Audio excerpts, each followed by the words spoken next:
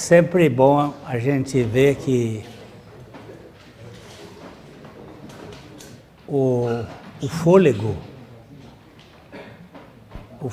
é a forma de se falar, de se adorar. Alguns estudiosos da Bíblia dizem que o nome Jeová, ele não era pronunciado pelo judeu. E ele é formado de 4 letras. São 4 letras, 4 consoantes. E o judeu nunca colocava as chamadas vogais, que só foram estabelecidas no tempo de Alexandre o Grande. Alexandre pegou 70 sábios gregos e judeus gregos para colocar o som das letras hebraicas, porque o hebraico é uma língua que só tem consoante, não tem vogal. Então é muito difícil, era uma língua que tem que ser falada, não podia ser escrita só. E Alexandre, para preservar, e isso já é dentro da providência de Deus, ele chamou esses 70 judeus de origem grega, e foram chamados de massoréticos, porque ficaram na cidade de Massora, para colocar os sinaizinhos, mas a palavra Jeová eles não colocavam, ninguém sabe como é que é, porque essa palavra não era pronunciada. E alguns estudiosos dizem que o som dessa palavra deve ser mais ou menos este, porque ele é um iota, que é uma espécie de i, um vav, um re, um vav e um re, na língua hebraica. Então o som seria mais ou menos esse.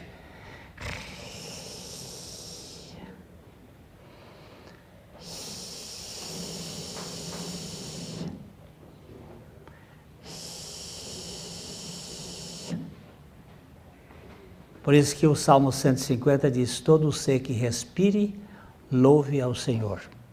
Até roncando, você louva a Deus.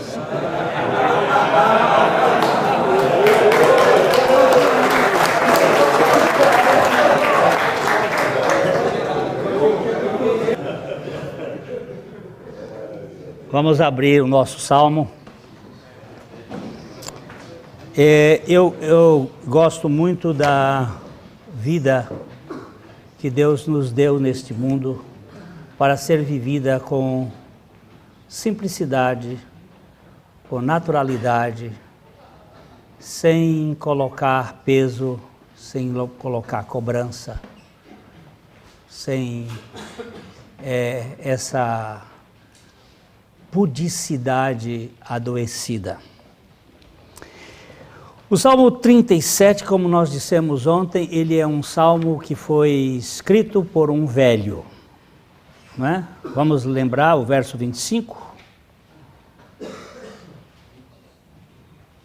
Fui moço e já agora sou velho, porém jamais vi o justo desamparado, nem a sua descendência a mendigar o pão. Ele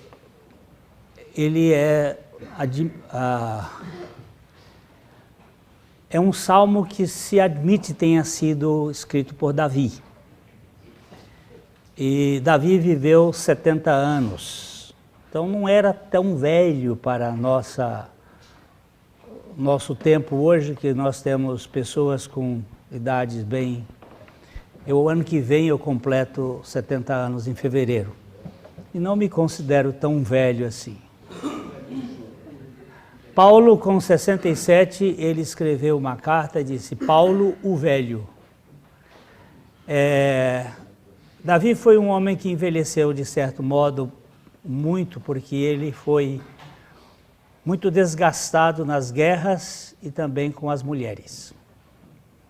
Mas ele foi um homem que tipologicamente representa muito a figura de Jesus Cristo e a figura do pecador. ele encarna os dois lados.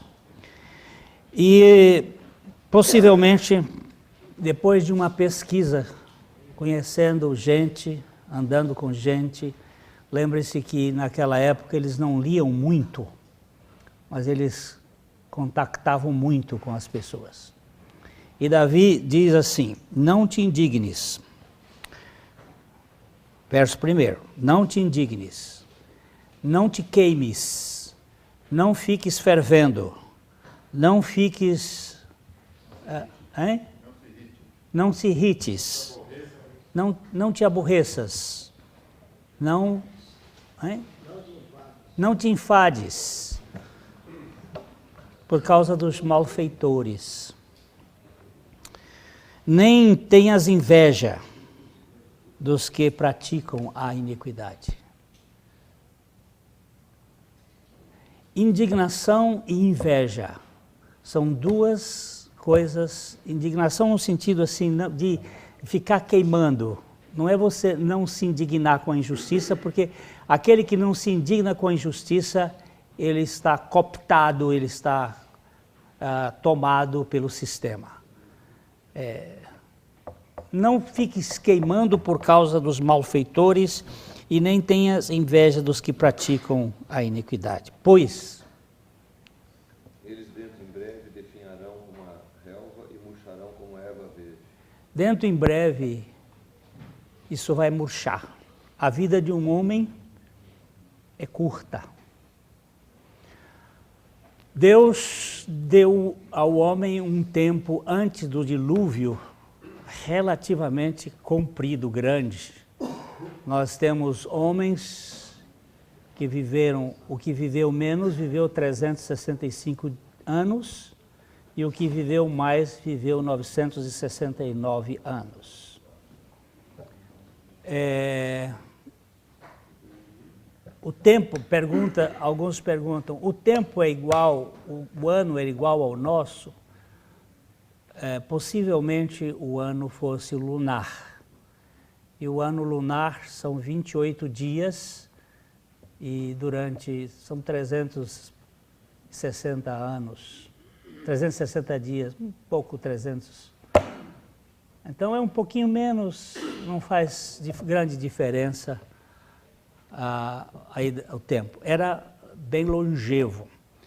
Mas depois do dilúvio, Deus deixou uma capacidade genética e biológica que nós podemos viver até 120 anos. Nós temos massa para viver isto. Porém, por 3 razões que a Bíblia mostra, nossa vida encurta. Quais são as 3 razões que fazem com que nós morramos antes do tempo? Comida, nós comemos errado. Bebida, nós bebemos errado. E preocupação, nós nos tornamos preocupados com a vida. Jesus diz: não se sobrecarregue o vosso coração com as orgias, com a glutonaria e com as preocupações deste mundo. Então, a nossa vida é breve. E por isso mesmo, por ser breve, nós hoje temos no Brasil o homem com uma média de 63, 64 anos, média de vida. Temos aumentado bastante a nossa capacidade, hoje tem maior número de pessoas que estão vivendo mais e também tem diminuído a mortandade das crianças. Porém, ainda é muito grande o número de crianças que morrem cedo. A vida é rápida. Moisés, que escreveu o Salmo 90, disse que mais ou menos 70, 80 com canseira e enfado. Mas nós podemos melhorar a qualidade de vida comendo adequadamente, bebendo adequadamente e não nos preocupando e fazendo exercício. Se vocês quiserem, depois o Leandro pode dar uma aula sobre como fortalecer as pernas para o velho não arrastar a bunda e ir para o cemitério arrastando. Agora, ele diz aqui no verso 3, que é onde nós estamos, confia em quem? No Senhor. E faze o bem. Essa palavra eu não traduziria desta maneira. Porque a Bíblia diz que não há justo e não há ninguém que faça o bem.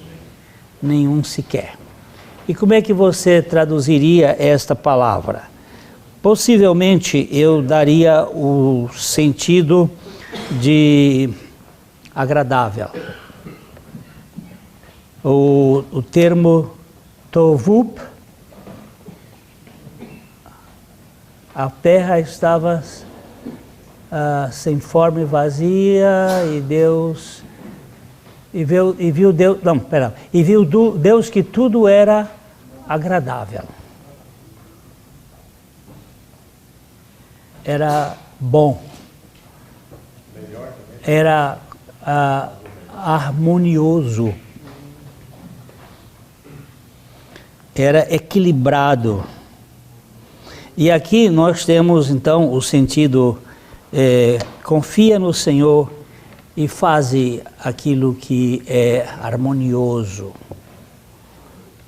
que é adequado. Habita na terra e alimenta-te da verdade. Ontem à noite nós falamos sobre a questão da confiança. Quais são os 3 tipos de confiança que existe? Autoconfiança, heteroconfiança e teoconfiança. Autoconfiança é o grande prejuízo do ser humano. Por quê? Você está confiando num ser mortal e inconfiável. Maldito é o homem que confia no homem. Nós não somos confiáveis. Por que nós não somos confiáveis? Porque enganoso é o coração e desesperadamente corrupto, quem o conhecerá? Nós estávamos há pouco comentando sobre um professor da UEL, foi professor do Renato, um homem alegre, uma pessoa bem, sempre assim, né? E a semana passada ele ligou para uma das filhas e disse para ela, cuida dos seus irmãos mais novos. Pai, está acontecendo alguma coisa? Nada que uma bala não resolva. E acho que ele deu 6, 7 tiros com a pistola na parede e depois deu um na cabeça. Você não percebe. Eu tenho uma sobrinha que se suicidou. Eu não conseguia ver. Você está junto da pessoa e às vezes você não percebe a dor que ela está enfrentando, a luta que ela está enfrentando. Nós hoje temos um índice de suicídio muito grande, os jornais não dão e as pessoas estão vazias. Elas não estão tendo significado porque um homem sem Deus, eu não disse um homem sem religião, falei um homem sem Deus. Não confunda este copo com a água. O copo é importante? É importante. Eu o tenho como algo que vai me ajudar a beber. Mas eu não bebo copo. Eu bebo água. Não confunda Deus com catolicismo, com protestantismo, com evangelicismo, com pentecostalismo, com espiritismo, com budismo, com confucionismo, com ismos nenhum. Deus não é sistema religioso. Deus é uma pessoa que se importa com pessoas, se relaciona com pessoas. E nós muitas vezes estamos aí impondo religiões para as pessoas. E isso não satisfaz. Há 5 meses atrás, 4 grandes pastores nos Estados Unidos se suicidaram. No início deste ano, até março, 9 grandes empresários dos bancos, grandes executivos dos bancos se suicidaram. Só uma informação. No Brasil, 3.000 pessoas se suicidam por dia. Isso aqui estamos ouvindo a palavra de um médico. 3.000 pessoas por dia. Divide isso por 24 horas, dá quanto? Tem um calculador aí? Por dia. Por dia. Isso por mês dá 90 e poucos mil. Isso por ano vai dar 1 milhão de pessoas. Divide por 60. 2 por minuto. Cada 30 segundos uma pessoa se mata. Isso no Brasil. Não é divulgado. E outra coisa, gente. Hein? Isso é projeto, né, para diminuir a população. E também é projeto. E também existe muitas pessoas que cometem acidentes que não são considerados suicídios, mas de fato é suicídio. Se outro médico lá, Travaim, Tem que lembrar das tentativas que a gente está tendo no socorro, os que não conseguem o suicídio, das tentativas, você pode multiplicar por N. 6. N. Isso tudo é o vazio. É o vazio de Deus. É o vazio de Jesus Cristo no coração das pessoas. Pastor, o homem suporta menos a ideia que a vida dele não tem significação. Não, exatamente. A dúvida desintegra a alma. É verdade, Roberto. Então, ele diz assim, confia no Senhor. O que é confiar? Autoconfiança, queridos, é o grande problema da humanidade. A autoconfiança está ligada ao bom senso? Não, ao mau senso. O bom senso nos leva a confiar em Deus. A autoconfiança é uma arrogância do veneno da serpente que foi colocado em nós, de que nós somos como deuses, que nós temos condições de governar e dirigir a nossa vida.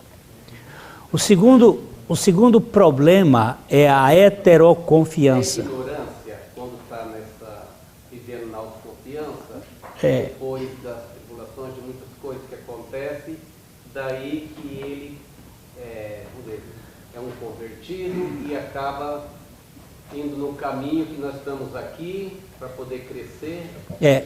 São 3: ignorância, incredulidade e estupidez. O homem é um ser ignorante de Deus, ele ignora, ele é incrédulo por natureza, ele é ateu, todas as pessoas nascem ateias. E ele é estúpido, ele é rebelde. E é preciso que Deus opere pela revelação da sua palavra e pelo poder do Espírito Santo, a suficiência de Jesus Cristo para nos libertar dessa tirania que tem dentro de nós. Então, a segunda palavra é heteroconfiança. A heteroconfiança é aquilo que eu contei da mãe que correu para mim debaixo do pé de jaca, grávida, com rubéola, e que queria que eu fosse o arrimo da sua decisão. Nem ninguém pode ser, nós não podemos confiar no outro. Eu não posso confiar em mim, eu sou inconfiável. E eu não posso confiar no Braulio.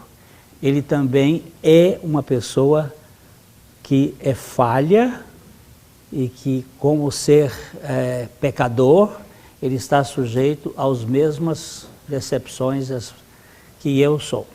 Então, ele é inconfiável. Heteroconfiança é outro sistema que nós criamos para tentar nos sustentar nesse. Quer dizer que eu não tenho que me relacionar com ninguém? Não estou dizendo isso.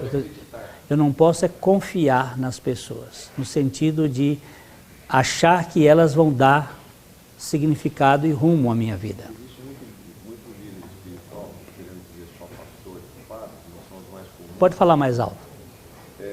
Existem muitos líderes, como pastores e padres, que nos oferecem isso, que nos trazem esse, porque eles precisam se sentir confiados. Uma vez, há uns 15 anos atrás, fazia estudo bíblico com... Pode falar mais alto. Há uns 10, 15 anos atrás, a gente fazia um estudo bíblico de casais e era um camarada que conhecia muito a palavra, depois se tornou pastor, não sei se por determinação própria ou por alguma entidade.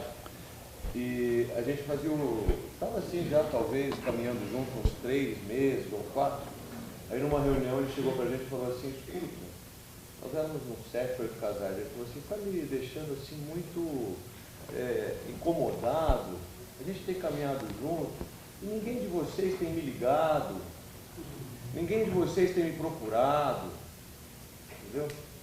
Então, a gente já tem a tendência, o hétero, por exemplo, de colocar, muitos de nós aqui somos héteros, não adianta querer falar que não, a gente bota. Hétero confiante. Confiante.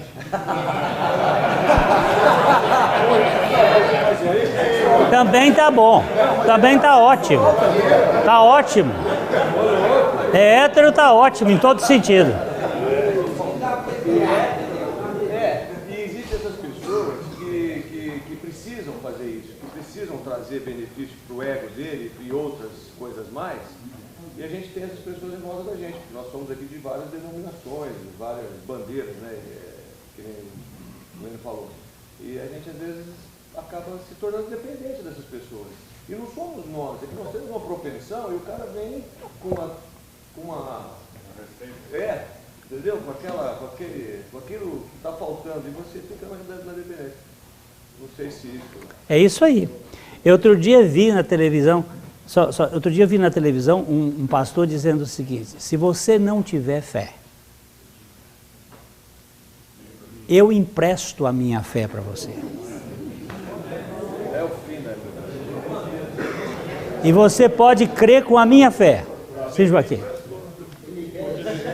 Miqueias 7. Presta atenção na Bíblia. Miqueias 7, 5 e 6. Não tenhais um amigo, nem confieis um companheiro. Guarda as portas da tua boca daquele que repousa no teu seio. Pois o filho despreza o pai, a filha se levanta contra a mãe, a nora contra a sogra. Os inimigos do homem são os próprios da sua casa. Não. Miqueias capítulo 7. Então, eu gostaria de dizer o seguinte, não é que eu vou desprezar o outro, eu posso ter grande amor e realmente desenvolver a área do amor para com os meus irmãos e para com as pessoas, o que eu não posso é confiar.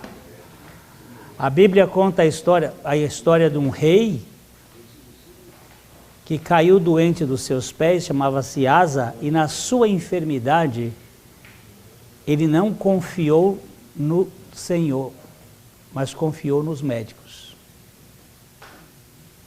Ele não recorreu ao Senhor, mas confiou nos médicos. Se ele trocasse estes verbos, confiar no Senhor e recorresse aos médicos, estava certo. Estava certo. Os médicos são instrumentos de Deus, mas ele não recorreu ao Senhor e confiou nos médicos. Eu não posso confiar no homem, eu não posso confiar na minha esposa, eu não posso confiar nos meus filhos, eu não posso confiar nos meus irmãos, eu só posso confiar em Deus. Confia no Senhor, confiar no Senhor. O heteroconfiança é um perigo. Pedro?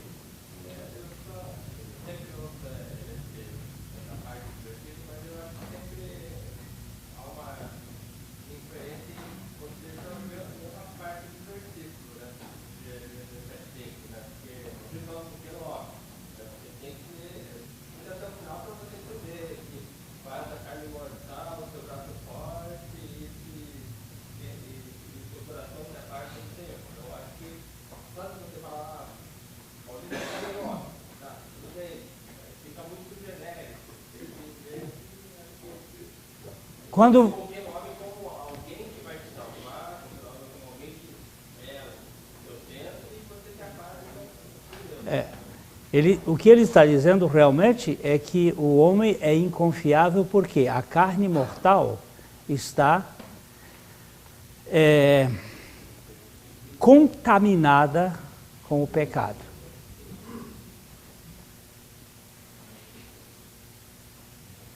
O próprio Senhor Jesus, ao descer sobre a terra, ele não veio com um corpo sem os efeitos da queda. Porque se ele tomou a matéria sofre os efeitos da queda, ele não tinha pecado, mas tinha a tentação por causa da natureza terrena. E ele não dependeu de si, ele dependeu do Pai. Ele dependeu inteiramente do Pai. Ele não fazia o que ele queria. Eu vou dar 2 textos só para você entender isso. Capítulo 5, verso 19, será, Glênio, de João? Por favor, vê se é esse texto.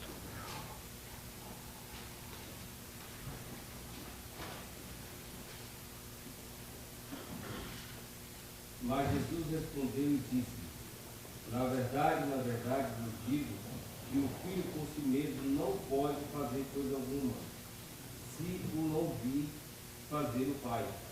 Porque tudo quanto ele faz, o Filho faz igualmente. Veja o verso 30 também, se é o verso 30. Eu não posso de mim mesmo fazer coisa alguma. Como ouço, assim julgo, e o meu juízo é justo, porque não busco a minha vontade, mas a vontade do Pai que me enviou. Pode dar uma olhada também no 8:28.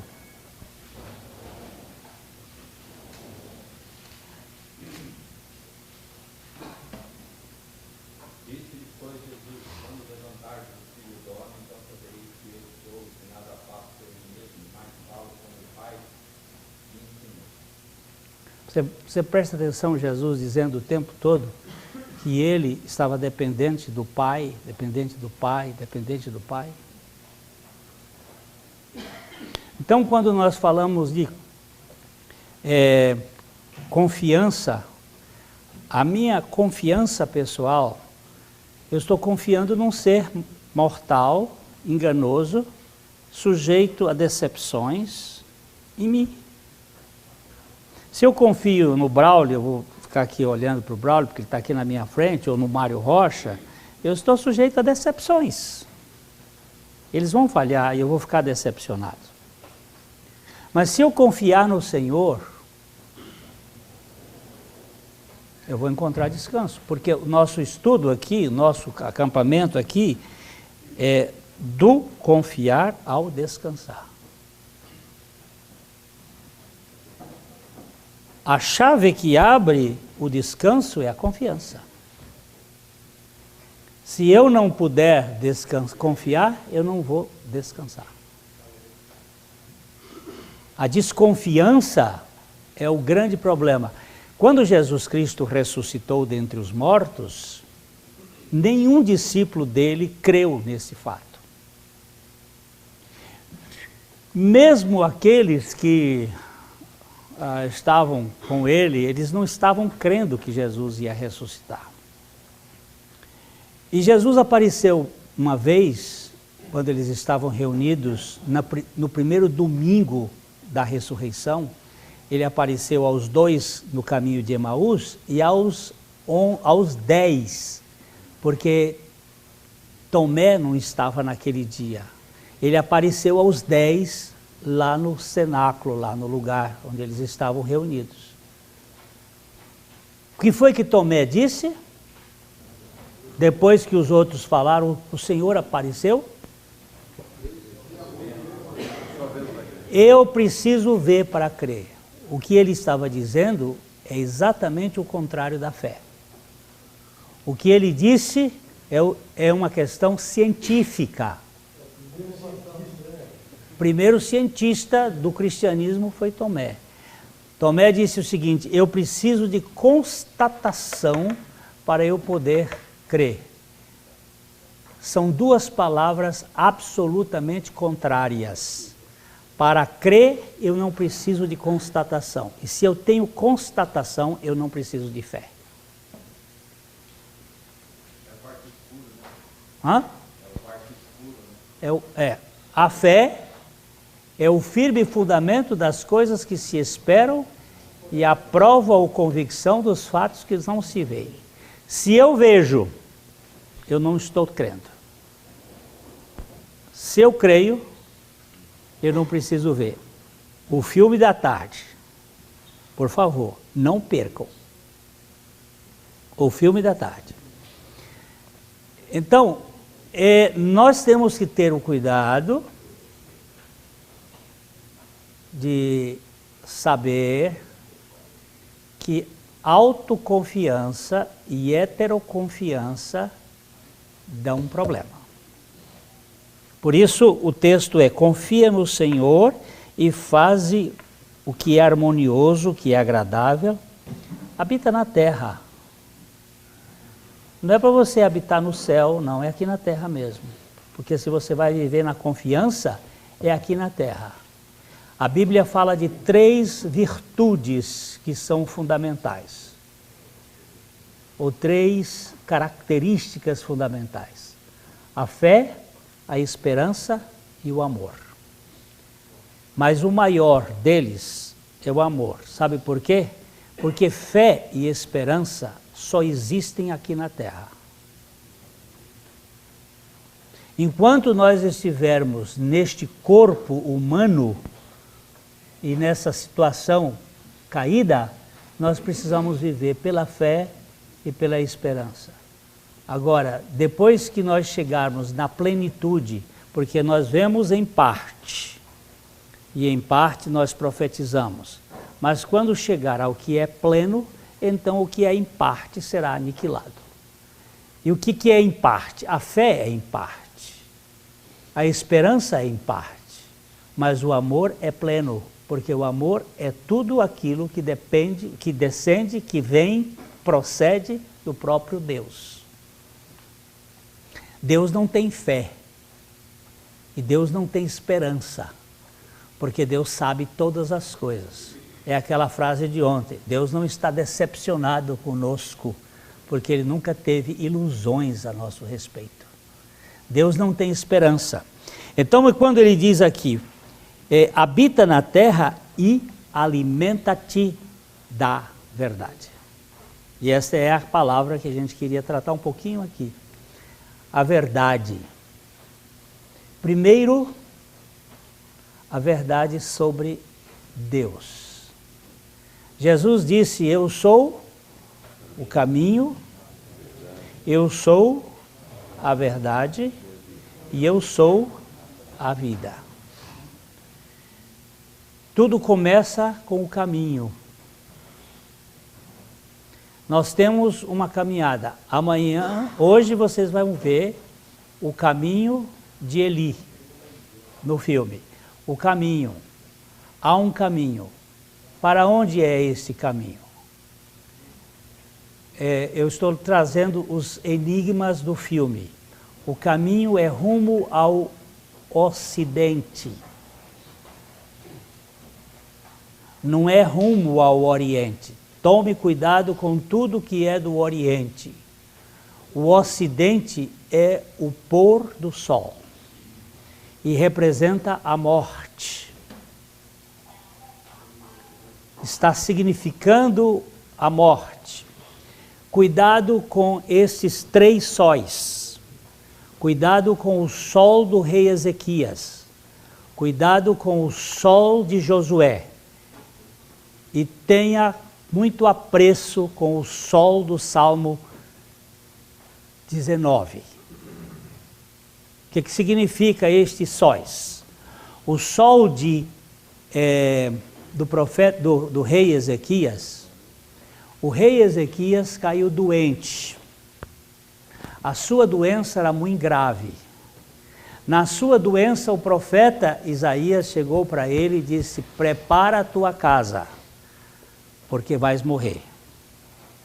Ele chorou, ele teve dúvida, ele apresentou a sua justiça a Deus, e Deus não deu crédito à sua justiça, mas apresentou a graça para ele, dizendo ao rei Ezequias: olha, para que você não tenha dúvida, o relógio de Acás vai voltar 10 graus dos graus já percorridos. Não havia relógios como nós temos hoje, tinha um relógio de sol. E o relógio de Acás, o rei Acás, foi um rei que teve uma cultura bem avançada dos egípcios e construiu um relógio de Acás em Jerusalém, um relógio que era do sol. E quando ele vai andando, o sol vai andando e a sombra do pauzinho vai indo para frente até o sol se pôr. Para que o rei soubesse que Deus estava naquele negócio, ele fez com que o sol retroagisse, retrocedesse, de tal forma que o relógio voltou 10 graus. Cada grau corresponde a 4 minutos. Então, 40 minutos o relógio voltou atrás. É muito emblemático os 40 na Bíblia. Depois, quando você tiver tempo, você estude 40 na Bíblia, porque 40 na Bíblia estão muito ligados à manifestação da graça de Deus na vida das pessoas. É o sol que retroage. Você não pode retroagir.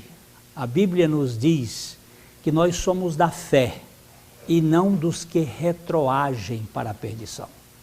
Algumas pessoas entram na igreja, entram em contato com a palavra e depois eles retroagem. Eles não foram alcançados pela suficiência de Cristo. Também existe o sol do profeta, o sol do general Josué, na guerra contra os... Hein? Ezequias, no capítulo 37 de Isaías. Do profeta,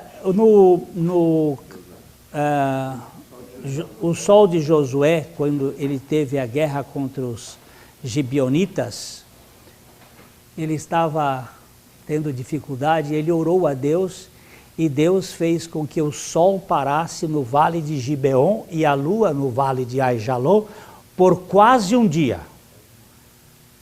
Cientistas depois foram estudar a chamada espiral do movimento da Terra e descobriram que a Terra falta 24 horas no seu processo. Quase um dia, eles foram estudar isso matematicamente e chegaram à conclusão que foram 23 horas e 20 minutos. Com mais 40, um dia. Faltava. Mas aquele sol que parou do profeta, do Josué, representa uma vida estagnada. Nós não podemos nos estagnar, parar. Nem o sol que retroage, nem o sol que fica parado. Qual é o sol que deve chamar a nossa atenção? É o sol do Salmo 19, que ele diz assim, que ele sai do seu tálamo e percorre o seu caminho de uma extremidade até a outra. Ele sai do nascimento até a morte. É o sol que representa a evolução do homem. Qual é a evolução do ser humano? A evolução do homem é da vida de Adão à vida de Cristo. O que isso representa? Ele precisa morrer para que Cristo venha a ser a sua vida. A evolução do ser humano é a evolução do esvaziamento. Quando é que um homem evolui espiritualmente falando? Quando ele chega ao fim de si mesmo. Então nós precisamos conhecer primeiro a verdade em Jesus. E a verdade em Jesus é que Ele, Deus, Cristo, sendo Deus, não teve como usurpação o ser igual a Deus, mas esvaziou-se a si mesmo, chegando até a dimensão de servo. E estando em figura de servo, humilhou-se a si mesmo até a morte, e morte de cruz. Aliás, eu saltei um patamar. Ele se tornou servo, depois ele se tornou homem, e de homem a morte e morte de cruz. Esvaziamento. É a verdade em Jesus. A verdade em Jesus é a verdade de que nós precisamos decrescer, ser esvaziado, para que Ele nos encha e nós sejamos plenificados com a vida dele. Ontem saiu uma estatística de que o mundo tem 2 bilhões e 100 milhões de pessoas obesas, acima do peso.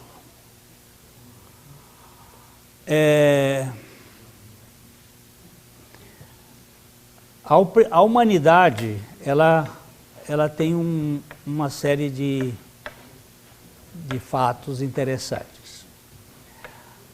Até o ano de 1860, tá certo? Tá. 1860, nós chegamos ao primeiro bilhão de gente na face da Terra. 1 bilhão, 1860.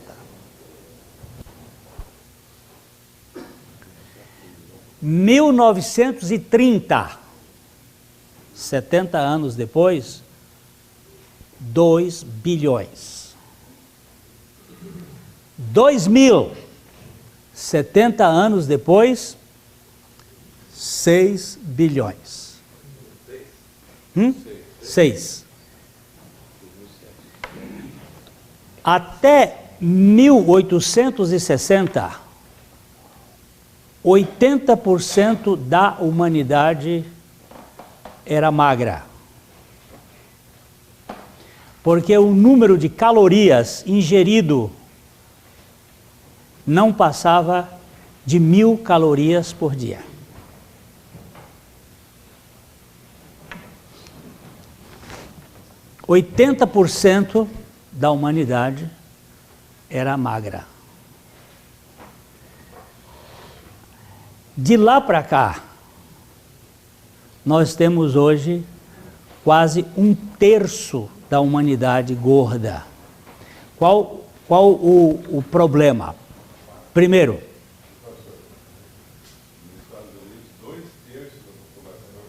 os Estados Unidos estão em primeiro lugar em obesidade, a China em segundo lugar, a Alemanha em terceiro lugar, não me lembro quem está em quarto, o Brasil está em quinto lugar.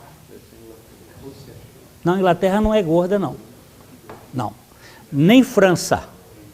França está lá embaixo. E eles são... O Brasil está em quinto lugar.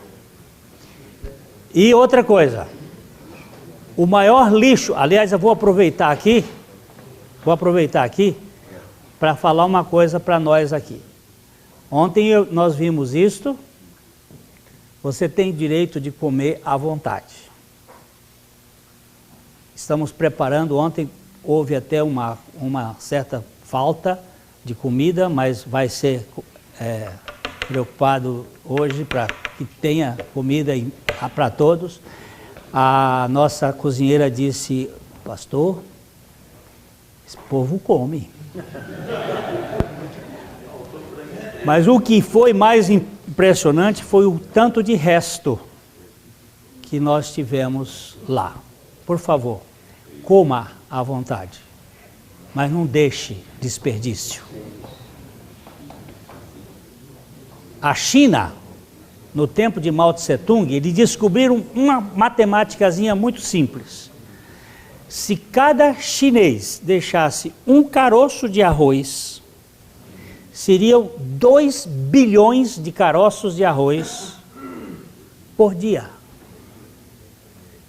Se tivermos algum matemático aqui, 2 por dia, 1 bilhão por refeição. 2 bilhões são 2 refeições à base de arroz. Um caroço de arroz. Nós não fazemos caso das sobras, né? Então, só para dizer o seguinte, coma, alimente-se à vontade, mas não faça aquela estupidez de encher o prato e depois você vê que não... Ou porque a comida esfriou, ou porque você não gostou, ou por alguma outra razão, deixar para jogar fora. O que sobrar bom, a gente reutiliza.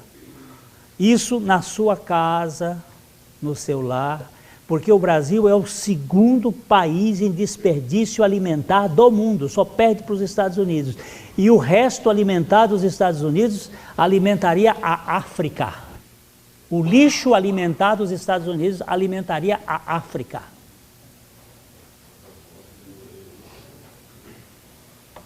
E nós vivemos num mundo de desperdício. Mas eu estou falando, alimenta-te com a verdade.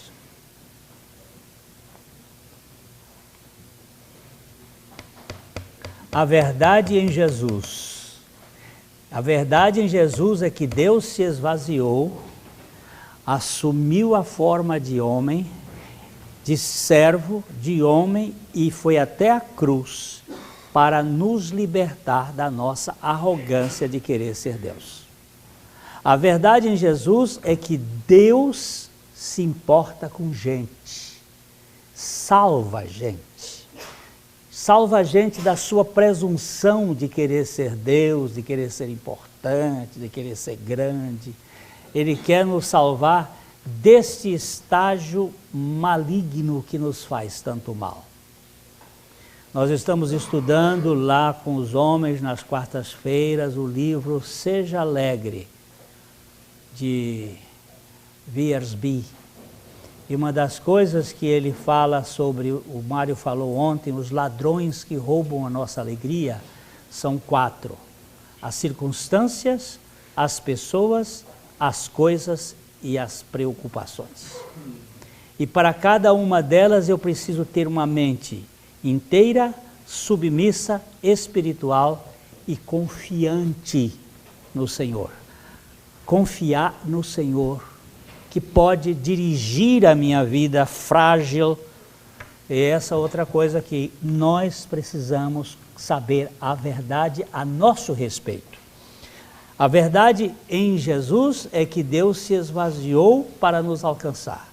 A nossa verdade é que nós não temos condições para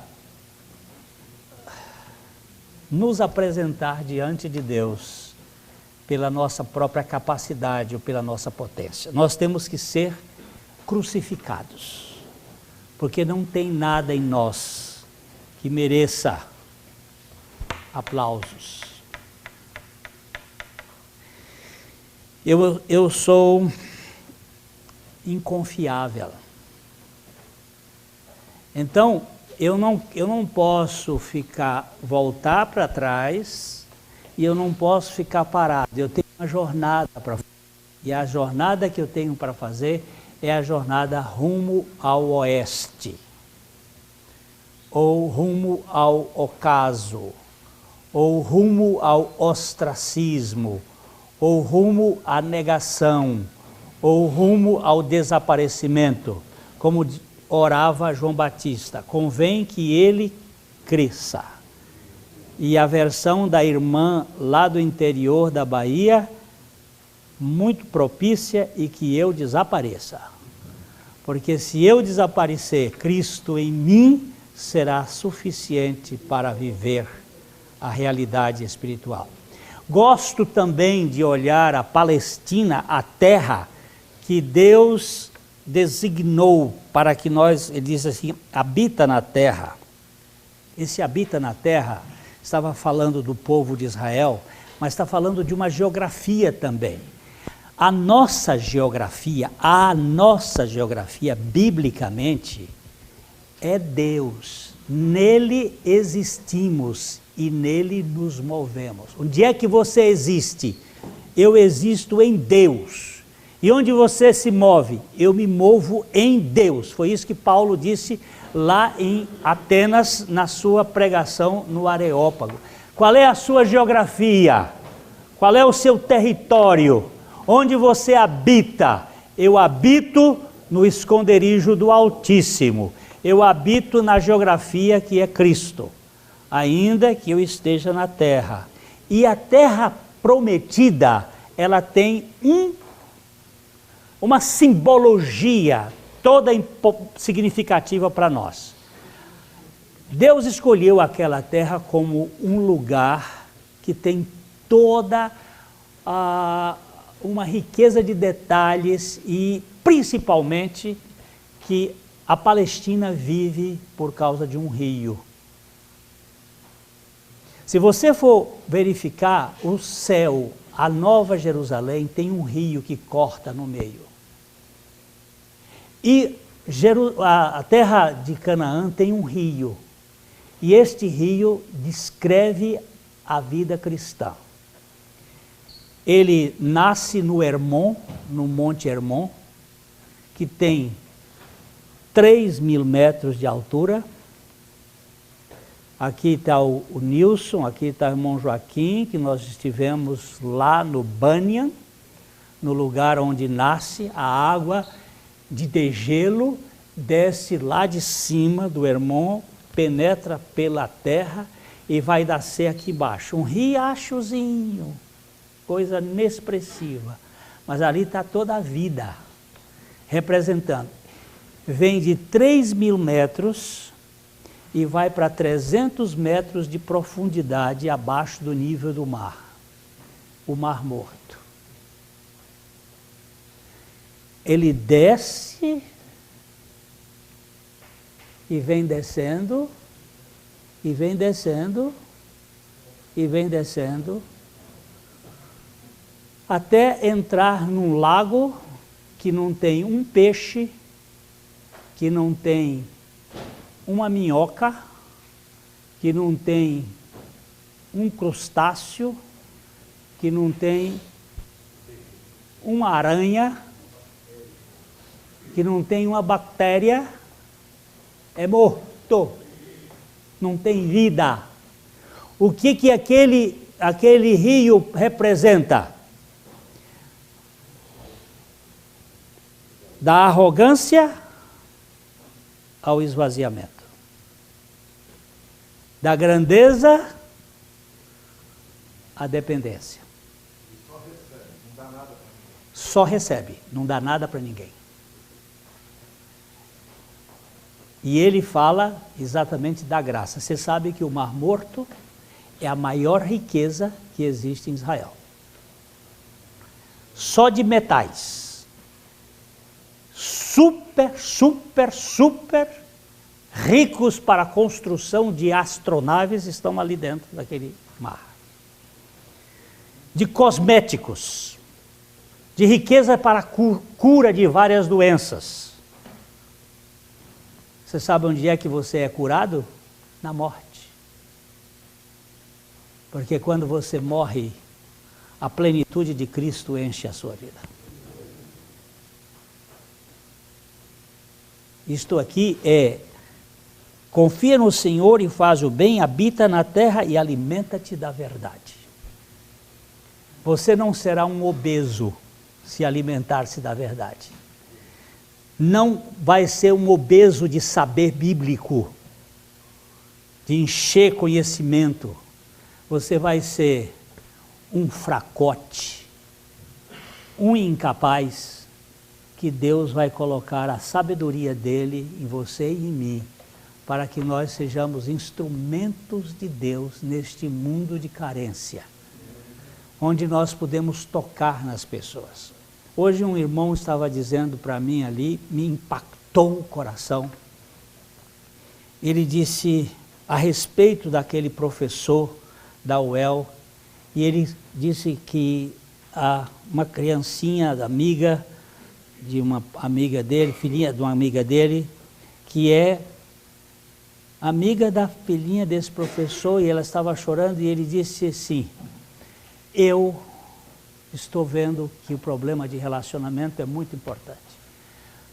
Estou tomando uma decisão de quando eu for a um restaurante e encontrar uma pessoa sentada sozinha, eu vou chegar, se for mulher, se for homem, se for mulher eu vou dizer, isso aqui não é uma cantada. Dá licença eu sentar com você que eu quero lhe falar a respeito de uma pessoa que se interessa por gente. Porque tem muita gente isolada e às vezes a gente passa na vida e não vê as dores dos outros. E aquilo me pegou bem no cheio do meu ser, porque muitas vezes eu olho uma pessoa sozinha e nem dou um bom dia, nem busco um contato. E Jesus disse, você quando for pelo mundo, fale às pessoas, não de uma religião, mas de uma pessoa. Indo por todo o mundo, anuncie o Evangelho a todas as pessoas. Que Evangelho é este? O Evangelho do amor incondicional, do amor que se importa. Então, confia no Senhor.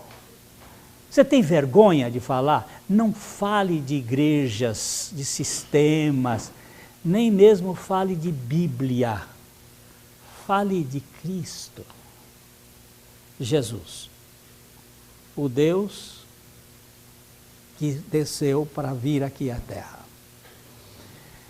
No filme de hoje vocês vão ter outras lições em que ele vai dizer às vezes, a moça, em um determinado momento, eu vou contando só coisa, ela quer ler o livro, nem ler ela sabia, porque é depois de uma catástrofe na face da Terra.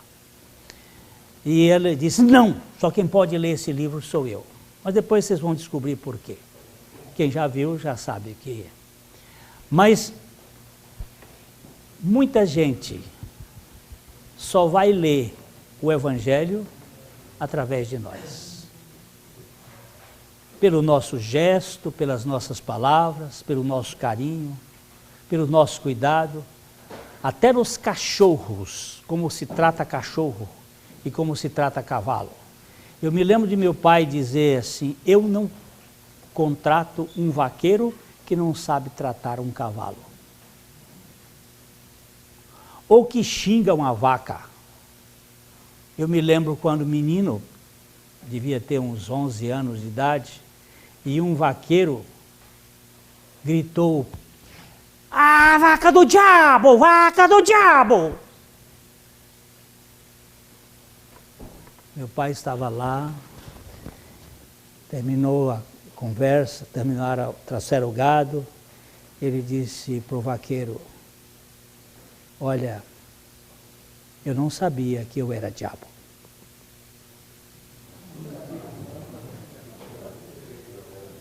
Aí o vaqueiro disse, não, doutor, o senhor não é diabo, não, você disse que a vaca era do diabo. E Deus me deu aquela vaca para cuidar. Então ela não é do diabo. E se você não sabe tratar desses animais com carinho, você não pode trabalhar comigo.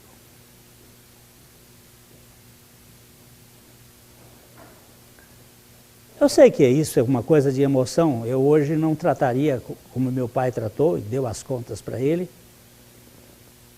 Eu iria tentar recuperar este homem. Mas meu pai tinha a sua maneira de agir, dentro da sua legalidade. Entretanto, eu queria que você observasse, e que nós precisamos ganhar essa dimensão, de sermos esvaziados, para que nós não confiemos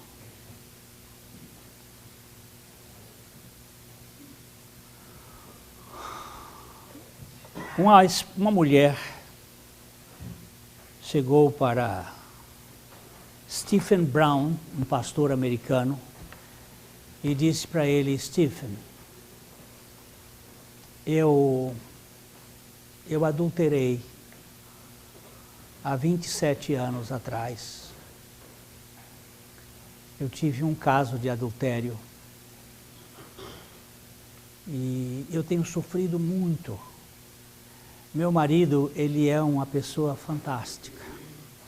Ele é um homem que não merecia o que eu fiz. E eu estou em grande luta. O Stephen Brown disse: nunca eu dei esse tipo de conselho para ninguém, mas não sei porquê, como eu conhecia o marido dela, e sabia que aquele homem era um homem de Deus, de verdade, eu disse para ela: fulana, você procure o seu marido e conte essa história. Ela virou-se para ele e disse: Steve, se eu contar e meu casamento acabar, eu vou botar toda a culpa em cima de você. Você vai ser responsável por essa história. Ele disse que na hora que ela saiu, ele se pôs de joelho na terra, botou a cara no chão e disse: Senhor Deus, se eu dei um conselho que não é da tua vontade, por misericórdia, interfira nesse negócio, porque eu não quero ser culpado de uma situação que vai trazer divisão num casamento, quando o Senhor mesmo não quer que haja isto. Por misericórdia, meu Pai. 2 semanas depois, Stephen estava num shopping center lá na Flórida e encontra-se com a mulher e ela estava 20 anos mais nova, toda alegre. E ele disse: oh, como vai você? Ela disse: você não imagina, Steve. Imagina o quê? Ele tinha se esquecido da história, não tinha lembrado, não estava... Naquele momento ele disse: você sabe que eu contei para o meu marido? Sim, e daí? E daí ele me disse: eu já sabia disso há 27 anos. Mas como eu amo você com o amor de Jesus, eu estava só esperando que você me contasse, para você saber que o amor é mais profundo do que o pecado. Para nós que estamos acostumados a essa questão de não ser cornudos, e nós achamos que ser corno é... Lembre-se que o Espírito Santo se revela com o cordeiro que tem 7 chifres. Ele é cornudo, e é cornudo de amor. E faz uma coisa muito linda, que é buscar gente presunçosa e arrogante que pensa que pode, por causa da sua presunção, viver a vida do seu próprio jeito.